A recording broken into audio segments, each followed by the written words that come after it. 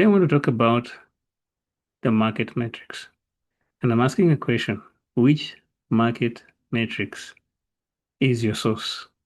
And there's a reason why I'm asking which market matrix is your source. Many people talk about the matrix and they talk about escaping the matrix. So today I want us to discover which matrix we operate from, or we should operate from, and which matrix we should run away from or escape from, for that matter. In the market, there are two systems. There is the system of the logic of God, and there is the system of the prince of the world. The system of the logic of God operates from love, truth, and freedom. And because it operates from love, truth, and freedom, it gives you stability.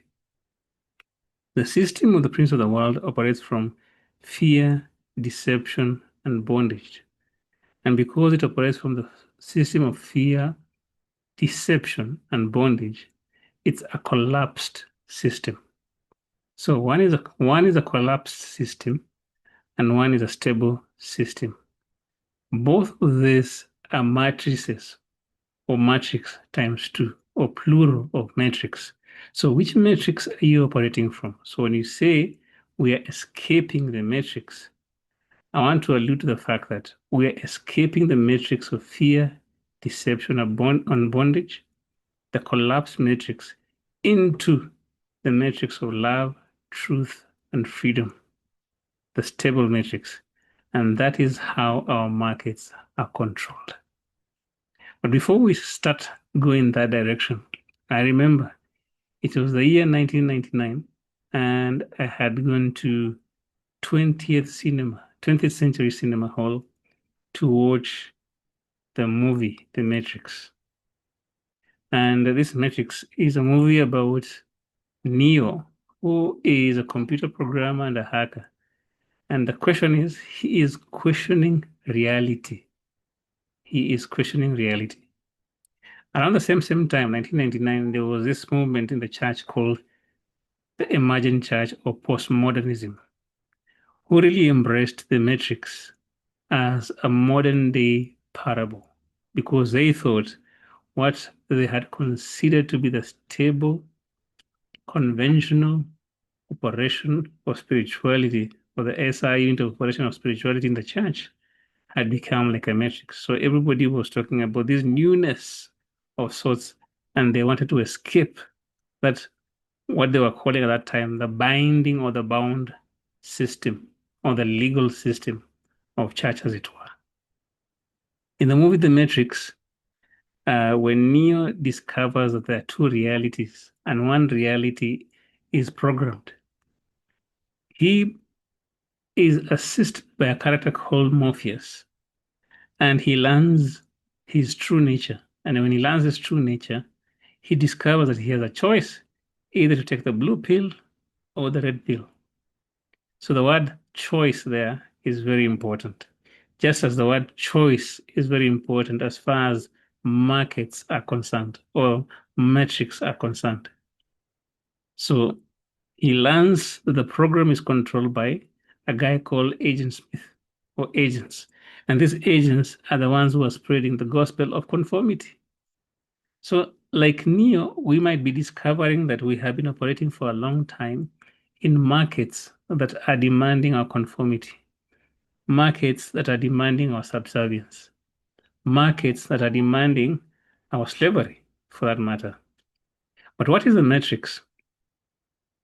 The matrix originates from the word or the Latin word matrix, and the genitive definition of the word matrix is the word matrices, which means a womb or a uterus or a pregnant animal, which itself is derived from the word mater, where we get the word mother. So it evolved from Latin to signify a place or a medium where something is developed, or a source or origin. But later, in around 1850, a man by the name James Joseph Sylvester introduced this concept into mathematics because he was dealing with something called determinants. And he said determinants were extracted from the womb or from the matrix for that matter. So I want to ask the question again, what is the matrix? The matrix did begin just in Latin. If you go to the Bible, there are at least 5 scriptures that allude to the word matrix. So we have Exodus 13:12, we have Exodus 13:15, we have Exodus 34:19, Numbers 3:12, and Numbers 18:15. And in all those scriptures, there is what we call the word matrix appearing. So Exodus 13:12 says, "Thou shalt set apart unto the Lord all that openeth the matrix." All that openeth the matrix. Exodus 13:5 says, "And it shall come to pass when Pharaoh would hardly let us go, that the Lord slew all the firstborns in the land." Then it goes to say that because of that, therefore I sacrifice to the Lord all that openeth the matrix. Again, it's repeated. And Exodus 34, verse 19, again, it says, "All that openeth the matrix is mine." That is the Lord demanding. All that openeth the matrix. And then Numbers 3:12 says, "And I, behold, have taken the Levites from among the children of Israel instead of all the firstborn, instead of all that openeth the matrix." Numbers 18:15, "Everything that opens the matrix in all flesh, which they bring unto the Lord." You see? So you can see all those 5 scriptures are talking about opening the matrix. And it's connected to a firstborn, if you could say so, the one who comes out first. The one who comes out first is the one who opens.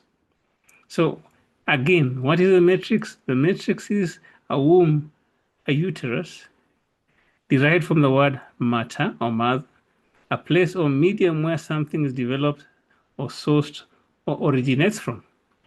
But in the Hebrew culture, especially in the book of Exodus and Numbers, we see they talk about the opening of the matrix, and it's connected to what I'm calling the firstborn principle.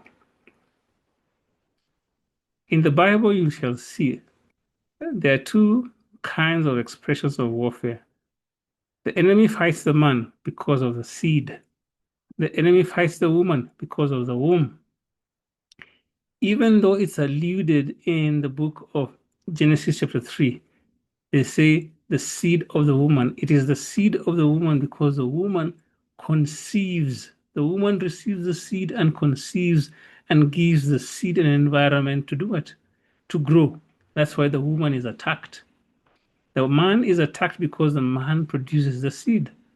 So for there to be what I can call a full multifrontal, non-defeated expression of warfare, there has to be a combination of man and woman. Man and woman. But that's for another day. That's not for today. That's something very different. Idea or seed and womb alludes to the seed and womb alludes to idea and incubation. Where there's an idea, there has to be a space for incubation. So the same thing. Spirit and soul, for that matter. So that's the matrix, a place of origins, a place of the womb. So let me take you somewhere. Let me just give you a short break and just say, in 1999, again, I watched another movie called The 13th Warrior, played by a man called Anthony Banderas. It was about 2 groups of cultures who used to fight each other. And there's one group that used to fight, but never used to leave its dead behind. Number 1. And number 2, they always used to fight in the night, or they always used to attack in the night. So when you woke up in the morning, you could not make the casualties of war from their side because they would carry away their dead. So they became a very difficult group to defeat. So one time, this group that was fighting this group that carries their dead, they were advised by their prophet or shaman that for them to be able to defeat the group that carries away its dead, they need to go to the mother where the queen had a lair, but this group was called the Wendell. So they say you need to go to Wendell's lair to kill the mother of the Wendell to break the tribe's power, which means the tribe's power was concentrated in the queen, and the queen had a lair where she used to do what? Give birth to warriors, if you could say so. So he says you need to go to the matrix of the Wendell tribe and destroy the queen. And if you destroy the queen, you'll have destroyed the matrix. So that's why I'm asking today, which matrix are you operating from? And for you to be able to surmount enough strength or strategy to fight or to aggress the other matrix, you have to go to the queen's lair and break the market tribe power. So what is the market matrix? We've been asking what is the matrix, but I want to pose it now. What is the market matrix? Two different questions. What is the matrix? And now, what is the market matrix? So the market matrix is the dominant thinking that informs the culture of economics, trade, or markets. The dominant thinking. It's the dominant thinking that informs value and exchange. It can be seen as the philosophy that governs market context. So we have things like capitalism, we have things like Marxism, we have things like socialism, and all the isms in between. And matrices, or the philosophies that control matrices, if you could also all matrix spaces, can either be in culture, in politics, in tech, in media. It's not just situated in markets alone, but markets is a big thing because we're talking about marketplace. So every marketplace has its own matrix. And the matrix, as I said in the beginning, can either be binding or liberating. When I began this recording, I said there are two kinds of market matrix. And I talked about the one that is informed by love, truth, and freedom, and the one that is informed by fear, deception, and bondage. Fear, deception, and bondage. Those are the two kinds of market matrices. And you have to begin to ask yourself, which market matrix do I operate from? Do I operate from the one that is controlled by love, truth, and freedom? Or do I operate from the one that is controlled by fear, deception, and bondage? At the beginning of this year, I had this impression upon my heart heavily to guard against the spirit of fear that is fomenting its entire force to terrorize, if you could say so, or to grasp the people who operate in markets, that markets will be heavily driven by the spirit of fear. And because markets will be heavily driven by the spirit of fear, they will engineer deception, and then deception will engineer bondage.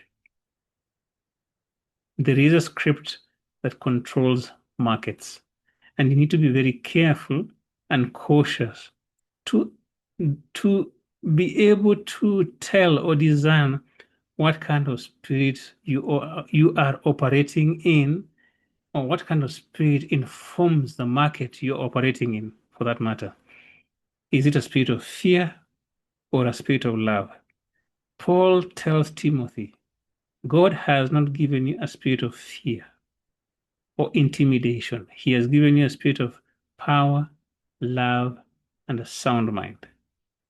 There is a script that controls markets, and you have to be careful or discerning to tell which spirit is controlling how you produce products, how you run your services, how you run your vision, how you run your businesses, or how you run your quality control, how you run your ideation. Is it a spirit of love or a spirit of fear? Both can't mix. The script creates that an internal environment that produces a spirit of fear or produces a spirit of love.